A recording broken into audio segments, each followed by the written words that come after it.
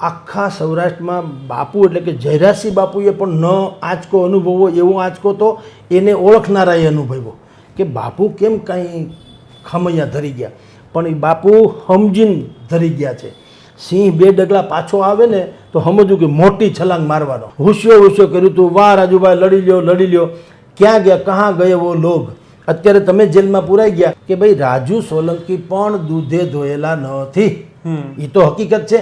તો તમે અત્યારે એમ કહો કે સરકારે મારી ઉપર દાજ રાખી, ભાઈ શું કામ ન રાખે મને સમજાવો સાહેબ. જયરાજસિંહ બાપુના નામે એટલા ગામડાના માર્કેટિંગ યાર્ડો બંધ રહ્યા તો એનો અર્થ એમ છે કે અડધી રાતનો જાગતલ છે. એ માણસે તમને મદદ કરી જ છે જે તે સમાજને. શરૂઆતમાં જિજ્ઞેશ મેવાણીએ કર્યું, પછી એણે જ્યારે ઇતિહાસ ખંખોડ્યો કે ભાઈ આમાં પડવા જેવું નથી, કારણ કે એનાય ગુના, અન્યનું તો એક વાંકું આપણા 18 છે, કા મરજો કા મારજો ને પીઠમાં દેજો લગાર મારી સૈયર મેણા મારશે ને કાયર નરની નારને. છેલ્લા ઘણા સમયથી જે વાત ચર્ચામાં છે તે વાત છે કીર્તિ જાડેજા અને રાજુ સોલંકી વચ્ચેનો જે વિવાદ છે તે સંછાડાયો છે. આ તમામની વચ્ચે જે નવો વળાંક આવ્યો છે તેને સમજવા માટે આપણી સાથે વરિષ્ઠ પત્રકાર જગદીશભાઈ મહેતા સર જોડાયા છે. સર, ખૂબ ખૂબ સ્વાગત છે આપનું વાત ગુજરાતીમાં. સર, આ વાતને કેવી રીતે જોઈ રહ્યા છો? કારણ કે છેલ્લા 2 મહિનાથી જે વિવાદ ચાલી રહ્યો હતો ને હવે નવા વળાંક આવી રહ્યા છે, આ વાતને કેવી રીતે જોઈ રહ્યા છો? વારા ફરતી વારો ને મેં પછી ગારો, આ એક લીટીમાં ગોંડલનું આખું પ્રકરણ અત્યારે આવી જાય. જુઓ આમાં ચડ ઉત્તર કેવી થતી રહી છે. શરૂઆતના ફેસમાં રાજુ સોલંકી જુનાગઢના જે છે એ અનુસૂચિત જાતિના પ્રમુખ પણ છે અને અગ્રણી છે, જે કાંઈ છે તે એના છોકરા સાથે જયરાજસિંહ બાપુ ગોંડલ, પૂર્વ ધારાસભ્ય ભારતીય જનતા પાર્ટીના, અત્યારે એના ધર્મપત્ની શ્રી ગીતાબા ધારાસભ્ય છે, એનો દીકરો ગણેશ, એની સાથે તકરાર થઈ. બધું જાણે છે. ઇન શોર્ટ કહું છું કે બાપુ હવે ખમૈયા કરી ગયા, એનું પાછળ એની કોઈ બીજી પછડી દબાઈ ગઈ કે એનો હુંકાર ઓછો થઈ ગયો કે એવું કશું જ નથી. પણ જુઓ આ લોકતંત્ર છે, બિલકુલ પહેલાં જેવું છે નહીં, રામવાળા જેવું છે નહીં કે તમે તરવાર લઈને નીકળી જાઓ બાકી બધાને કંઈ ફરિયાદ ન થાય. ફિલ્મમાં તમે જુઓ 700 જણા ઢઢ કરીને ઢાળી દે તો પછી કાંઈ એફઆરઆઈ થતી નથી, તો ખાલી સીટી વગાડીને આપણે નીકળી જવાનું ફિલ્મ જોઈને. હવે એવો યુગ તો છે નહીં. રાજુ સોલંકી, એનો છોકરો સંજય સોલંકી, એની સાથે જે ડખો થયો એમાં એની સૌથી મોટી પ્લસ પોઈન્ટ એનો હોય તો એ છે અનુસૂચિત જાતિ. એ અનુસૂચિત જાતિના હોવાને કારણે એની સામે તમે જો બહુ મોટે પાયે જયરાજસિંહ બાપુ કાંઈ કરે કે એનો દીકરાએ જે કરવાનું તે લાગ્યો એફઆરઆઈ પ્રમાણે, પણ બાકીના લોકો કોઈ એક્શન લે જેના માટે જયરાજસિંહ બાપુ આણી મંડળી અથવા તો એનો ડાયરો એ જે છે એ પંકાયેલો છે કે બાપુને અમે ખોખારો ખાવો એ અઘરો છે. તમે સમજો, બહુ મોટી છીકે ન ખવાય. હવે એ ટાઈપના વ્યક્તિત્વ ધરાવનારા માણસની સામે તમે ક્યારેય એવું કલ્પ્યું હતું કે કોઈ માણસ ગોંડલમાં આવે, જાહેર સભા સંબોધે અને એમાં એ તૂતી એટલે કે તુકારે વાત કરી દે? તો આખા સૌરાષ્ટ્રમાં બાપુ એટલે કે જયરાજસિંહ બાપુએ પણ ન આંચકો અનુભવો એવો આંચકો તો એને ઓળખનારાએ અનુભવ્યો કે બાપુ કેમ કાંઈ ખમૈયા ધરી ગયા, પણ એ બાપુ સમજીને ધરી ગયા છે. સિંહ 2 ડગલા પાછો આવે ને તો સમજવું કે મોટી છલાંગ મારવાનો અને સામેવાળાને ફાડી ખાવાનો. તો બધાને એ બાપુમાં સારું થયું. હું તમને કહું, બુદ્ધિથી કામ લે એ પણ સારું છે. આ ઘટનાક્રમમાં એની પ્રશંસા નથી, પણ એ શું કામ પાછા હેઠા એ વખાણવાની વાત છે. કારણ કે સમાજ કેવો છે તમને કહું, 2 ઘડી માની લ્યો કે સમાજ હુસ્યો કરીને કે બાપુ લડી લ્યો, બાપુ એના સ્વભાવ પ્રમાણે જાય અને વળી આની ઉપર કાંઈ હાકલા પડકારા થાય અથવા તો હુમલા થયા હોત તો આખું ખાનદાને જેલમાં હોઈ શક્યું હોત. અને એટ્રોસિટીની કલમ બધી એવી હોય છે કે તમને તાત્કાલિક જામીને નથી પડતા ને તમારો મોટાભાગનો જે કાર્યકાળ છે તો આખો જેલમાં જાય. તો એ તો મૂર્ખામી છે. કારણ કે લોકોને તાળીઓ શું પાડવી છે? લોકો એટલે કે જનતા હંમેશા છે ને, બિલકુલ એ તમારી એ કોઈની નથી હોતી, સિચ્યુએશનની હોય છે. એ તમારી એને શું છે, ઘટનાની હારે મતલબ છે. તમે ક્રિકેટની મેચ જોવા જાઓ છો, કોઈ સિક્સર ફટકારે તો આખું મેદાન ગુંજી ઉઠે, વિકેટ પડે આખું મેદાન ગુંજી ઉઠે. એટલે ભાઈ તમે કયા પક્ષમાં છો? એ કોઈ પક્ષમાં નહીં, એ તો તમારી જેની પણ ચડતી હોય એના પક્ષમાં છે. બિલકુલ. હિરણ્યકશપુ આમ પ્રહલાદને લઈને એને કીધું બાળવા માટે થઈને હોલિકા લઈને નીકળ્યા હિરણ્યકશપુને. 2 બાજુ આવો જ સમાજ હતો ગોંડલમાં, જુનાગઢમાં અત્યારે છે એવો જ. અને બધાએ શું બુદ્ધિ વાપરી? બધાએ તમે જુઓ, પ્રહલાદને ગાળો દીધી કે તારામાં બુદ્ધિનો છાંટો નથી, તું બાળક છો, તારામાં અકલ નથી, આ હોલિકા તો ફાયર પ્રૂફ છે, બરાબર, એને એનઓસી મળી ગયું છે ફાયર પ્રૂફ. અત્યારની ભાષામાં કહું તો એને કાંઈ થવાનું નથી, તું હમણાં બળીને રાખ થઈ જઈશ અને તારે હિરણ્યકશિપુની સામે બોલવું શું કામ જોઈએ? શું કામ કે ઓલો રાજા હતો, અને સૈન્યની સાથે હોલિકાજી આવ્યા હતા, પ્રહલાદ બળી જાય એવું બધા માનતા હતા. એટલે પ્રજાએ જુઓ ત્યારે બધાએ પ્રહલાદની વિરુદ્ધની વાત કરી, હોલિકાની ફેવરની વાત કરી, રાજાની પણ વાત કરી ફેવરની, હિરણ્યકશિપુની. પછી સિચ્યુએશન બદલી ગઈ, T20 જેવું થયું કે હોલિકાજી હળગી ગયા ને પ્રહલાદ તો હસતો ખેલતો બહાર આવ્યો. હવે એનો સમાજ પહેલાં શું થયું? સૌથી પહેલા અધિકારીઓ એટલે કે સૈન્ય આવ્યું છે હિરણ્યકશિપુનું, એ કોની આરે હતું? હોલિકા સાથે. અને બધાય લોકોએ એની વાહ વાહ કરી. હોલિકાજી બળી ગયા અને પ્રહલાદ બચી ગયો એટલે બધાય ફરી ગયા. એટલે સૌથી પહેલા બ્યુરોક્રેટ ભાગી ગયા કે હવે રાજાને મોઢું હું બતાવવું. બધા ભાગી ગયા અને બધાને ખબર પડી પ્રહલાદ જીતી ગયો. એટલે એનો પ્રજા જે પ્રહલાદને આવતી વખતે ગાળ દેતા હતા એ બધાએ પ્રહલાદને બધાએ વખાણ્યો અને બધાએ હિરણ્યકશિપુને ગાળ દીધી. સેમ પોઝિશન ગોંડલમાં થાતો. માન લ્યો કે રાજુભાઈ સોલંકીનું સંમેલન ચાલતું હતું ગોંડલમાં અને બધાએ હુસ્યો છે, બાપુ બાપુ લડી લ્યો, બાપુ ધડ પડે ને સરળ લડે ને આમ કરીને દુહા ચંદ ફટકારી આપણી ભાષામાં, કા મરજો કા મારજો ને પીઠમાં દેજો લગાર મારી સૈયર મેણા મારશે ને કાયર નરની નારને, એવું બધું કરે ને તો ડખે ચડ્યા હોત. આ લોકતંત્ર છે, આ બુદ્ધિપૂર્વક જીવવાનો વખત છે. આમાં ભલભલાનું કંઈ આવતું નથી. જેની તાકાત કહેવાય મુખ્યમંત્રી છે, સીએમ છે ને ભાઈ કેજરીવાલ, જામીન મળે છે નથી, અડધી સરકાર જેલમાં છે. તમે વિચાર કરો, મુખ્યમંત્રી દરજ્જાનો માણસ નથી મેળ પડતો. તો બાપુએ તેદી પારોઠના પગલાં ભર્યા અને ગાળાગાળી કરી ગયા. પણ મેં તમને કીધું ને કે 2 ડગલા પાછળ આવે તો મોટો શિકાર થાય. પછી સંયોગ કે પ્રયોગ એ જુદી ઘટના છે કે આ કંઈ થયું એ બાપુના ઈશારે થયું એમે ન કહેવાય અને એમાં બાપુનો રાજીપો ન હોય એમે ન કહેવાય. પણ થયું શું?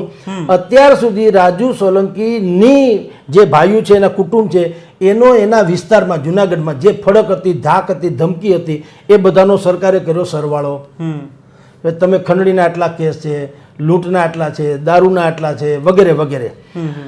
તો સંજયની ઉપર 9 જેટલા કેસ છે, રાજુ સોલંકી ઉપર 12 જેટલા. એમાં બુદ્ધિપૂર્વક જેમ રાજુભાઈ સોલંકીએ જે તે સમયે પોતાનો ખેલ નાખી દીધો બધી રીતે, એવો જ ખેલ પછી આમાં પડ્યો કે સરકારે અત્યારે ગુજસી કોર્ટ હેઠળ એને ધરપકડ કરી લીધી, એને, એના છોકરાને, એના ભાઈને વગેરે વગેરે 5 જણાને. આ ચોથો કે 5મો ગુજસી કોર્ટ જ્યારથી ગુજરાતમાં લાગુ પડ્યો ત્યાંથી આ 5મો કેસ છે. 5મા લોકો આ ધરપકડ થયા છે. અત્યાર સુધીમાં 26 લોકો ધરપકડ થયા છે. આ કેસમાં એવું છે જ્યાં સુધી ચાર્જશીટ ન બને ત્યાં સુધી પહેલી વાત તો જામીન મળે નહીં. ચાર્જશીટ માટે પણ તમને 3 મહિના મેક્સિમમ સમય મળે છે, 390 દિવસ. અને એ પાછું જો પોલીસ તંત્ર તપાસ કરનારા અધિકારી એમ કે અમારે વધુ જરૂર છે તો વધુ આપવું પડે. એટલે પહેલામાં પહેલી વાત તો એ કે 5-6 મહિના સુધી હમણાં આ લોકોએ બહાર આવવાની તો માં જ મરી ગઈ. એ તો સંભવ જ નથી. એવો આ કાયદો છે. અને એમાંય જો ગુનો સાબિત થાય તો 5 વર્ષથી માંડી અને આજીવન કારાવાસ એવી એમાં જોગવાઈ છે. હવે તમે તો જાણો છો આપણે બધાય કે અત્યારે બેયની સામે પરાકાષ્ઠા છે, યુદ્ધના મંડાણા છે. રાજુભાઈ સોલંકીનું જૂથ ગણો કે જયરાજ બાપુનું ગણો તો 2 કોર તો મારણ ઉપર તો છે જ. હવે મિનિમમ 5 વર્ષ છે અને મેક્સિમમ આજીવન છે. હવે આ સ્થિતિમાં કોઈ પણ ભોગે એણે બુદ્ધિપૂર્વક કાં ભવિષ્યમાં કાં સમાધાન કરવું પડે અને કાં જિંદગી આખી જેલમાં ગાળવી પડે. અને 5 વર્ષ ગાળે તોય આખું જગત પલટાઈ જાય. પછી કાંઈ એવા સમર્થકો નહીં. અને આમાં રાજુભાઈ સોલંકીએ પણ આ વાત આપણે જે હમણાં તમને હિરણ્યકશિપુની કરી એમાં સમજવા જેવું છે. જે લોકો તમારી સાથે હજારોની સંખ્યામાં જુનાગઢથી ગોંડલ આવ્યા હતા, હુસ્યો કર્યું હતું, વાહ રાજુભાઈ લડી લ્યો, ક્યાં ગયા, કહાં ગયે વો લોગ. અત્યારે તમે જેલમાં પુરાઈ ગયા, કાં જેલ ભરો આંદોલન કોઈ કરતું નથી. એ હું તમને કહું છું, 6 ફટકારે એટલે સિક્સર મારે તોય તાળી, વિકેટ પડે તોય તાળી. એ જ રાજુભાઈએ હુંકાર કર્યો ગોંડલમાં તોય તાળી પડતી હતી. હવે રાજુભાઈ જીતી ગયા, રાજુભાઈને એટલે કે આપણે જયરાજસિંહ બાપુ જીતી ગયા, એના ફેવરના લોકો તાળી પાડે છે. ઓડિયન્સ હંમેશા આવું હોય. એટલે એના આધારે જયરાજસિંહ બાપુએ પણ ન કંઈ પગલાં ભેરાઈ હારા થયા, એના આધારે રાજુભાઈએ પણ કોઈ દિવસ ન કરવું જોઈએ. પણ અત્યારે જે સિચ્યુએશન છે એ થયા પછીથી બધા વિખેરાઈ ગયા છે. કમસે કમ આજ સુધી તો કોઈનું નિવેદન આવ્યું નથી. છેલ્લે તો તમને કહું, જિજ્ઞેશ મેવાણી એણે એક સમયે રાજકોટ બંધ, જુનાગઢ બંધ ને આ ને તેને ઘણા એલાનો આપ્યા હતા. પછી એને જ્યારે ખબર પડી કે ભાઈ રાજુ સોલંકી પણ દૂધે ધોયેલા નથી, એ તો હકીકત છે. તો તમે અત્યારે એમ કહો કે સરકારે મારી ઉપર દાજ રાખી, ભાઈ શું કામ ન રાખે મને સમજાવો સાહેબ. દાજ શું કામ ન રાખે? ક્રિકેટમાં તમે નબળો દડો આપો ને હું સિક્સર ન ફટકારું એવું બને તો એ તો સ્વાભાવિક છે ને. અને માની લો કે એણે દાજથી તમને પકડ્યા છે 2 ઘડી, તો અદાલતો છે ને જગતમાં, છૂટી જશે. તમે તમારા વકીલને કહો એટલે લડી લેશે. પણ આમાં જયરાજસિંહે દાવ નથી નાખ્યો. તમે સમજો, જયરાજસિંહે દાવ ક્યારે નાખ્યો કહેવાય? રાજુભાઈ સોલંકીને ગુનો કરવા માટે તેને પ્રેરણા તો જયરાસિંહે નથી આપી ભૂતકાળમાં કે કામ કર તું અત્યારે બધા ગુના આચરી લે જેથી કરીને ભવિષ્યમાં મારા છોકરાને તારો ડખો થાય ત્યારે હું તને ગુડ સિકોર્ટમાં પુરાવું. એવું તો પ્લાન હોય નહીં કોઈ કાળે. તમારી પાસે જથ્થાબંધ ગુના તો હતા જ. અત્યારે એના નામે તમે ચરી ખાતા હતા. હવે તમે કોકના ખભે બેહીને હાહાકાર મચાવવા નીકળી ગયા. ઘટના બની જ હતી. રાજુભાઈ સોલંકીના છોકરાને સંજયને માર માર્યો જે કાંઈ FRI છે એ બન્યું હોય એ પ્રમાણે જો ખરેખર બન્યું હતું એ દુર્ઘટના હતી જ. જેમાં કોઈ એટલે કે એ અત્યાચાર હતો જ, એમાં ના નહીં. પણ એને બહુ તમે આ રીતે લઈ ગયા, જાહેર મંચ જેવી રીતે લઈ ગયા, એને કારણે આ વાત વકરી ગઈ. અને વકરી ગઈ એટલે પહેલાં એણે દાવ લઈ લીધો. જયરાસિંહના ઇતિહાસમાં એણે સહન ન કરવું પડે એવા શબ્દો એણે સાંભળવા પડ્યા અને એણે સાંભળી લીધા. અને અત્યારે તમે જુઓ એણે જે છે એ અત્યારે સરકારે સરવાળો કરીને ગુડ સિકોર્ટમાં પૂરી દીધા. આ વાત અત્યારે પહોંચી છે. હવે પોલિટિકલી વોર શરૂ થશે. સર આપણે જે વાત કરીએ પોલિટિકલ, તો હું એ વાત પર જઈ રહ્યો છું કે ભાઈ અત્યાર સુધી એવું લાગતું હતું ક્યાંક ને ક્યાંક આ રાજકીય રૂપ ધારણ કરી લીધું. તમે જે રીતે કહો છો જિગ્નેશ મેવાણી શરૂઆતમાં હતા, બાદમાં ધીમેથી કદાચ એમાંથી સરકી ગયા, પરંતુ આખો મામલો રાજકીય બની ગયો છે એવું કહી શકાય. બની તો ગયો જ છે. પહેલાંય રાજકીય હતું એટલે કારણ કે આ બધાય લોકોને જુઓ, દુનિયામાં કોઈ માણસ સ્વાર્થ લગી કહરત હી પીતી, આ પ્રીત જે કરે ને સ્વાર્થ ખાતર જ કરે છે, કોઈને લાગણી હોતી નથી. તો આ રાજુભાઈ સોલંકી જેવા જો આ ગુજરાતમાં એક નહીં, આ દુનિયામાં ઇન્સાન કરોડો એવા છે, ન સીમ મહી કો ખેતર છે, ન ગામ મહી ઘર રહેવા છે.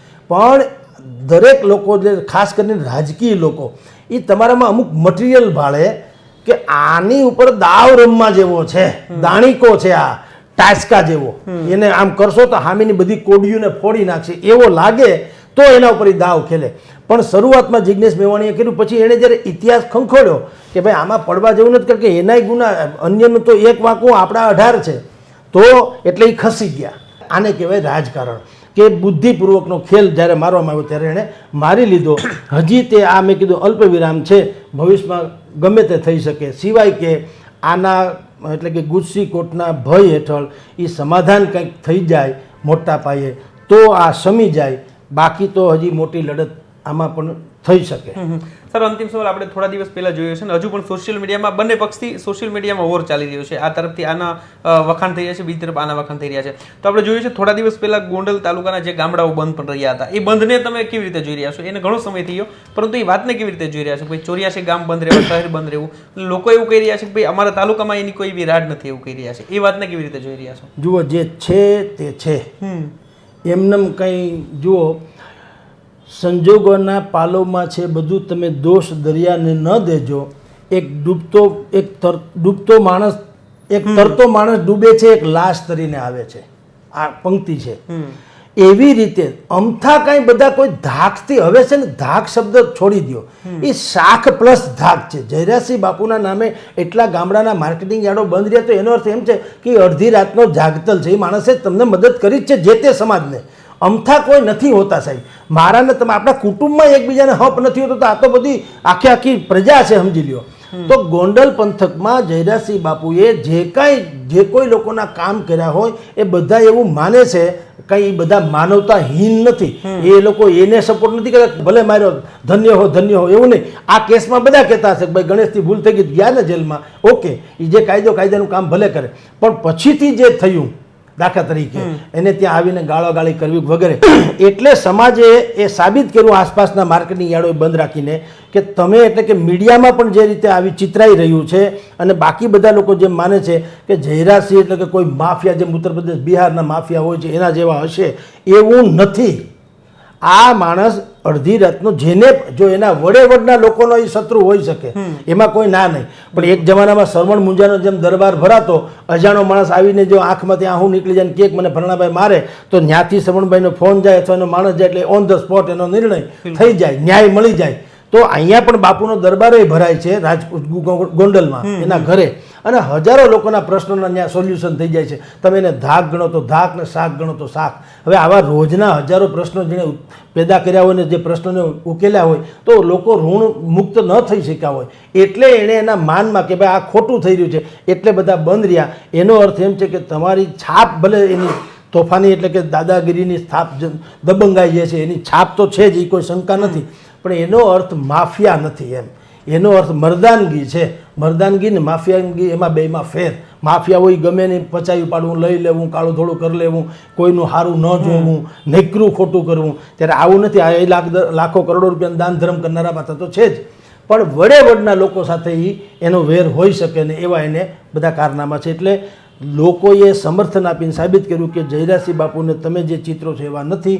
એનો એક બીજો ભાગ પણ છે જેને માનવતા સાથે સાંકળી શકાય. ખૂબ ખૂબ આભાર સર, અમારી સાથે જોડાયા. તો હતા જગદીશ મહેતા સર, જે રીતે તેમણે કહ્યું કે ભાઈ કાયદો છે તે કાયદાનું કામ કર્યું છે, સાથે જ તેમણે જે રીતે કહ્યું કે ભાઈ જયરાજસિંહ જાડેજા છે તે લોકોના સવાલ ઉઠાવી રહ્યા છે અને અડધી રાતનો હોકારો છે તે આજે પણ એ જ રીતે ઓળખાય છે. તો ત્યારે બસ આટલું જ. ફરી મળીશું વાત ગુજરાતી પર.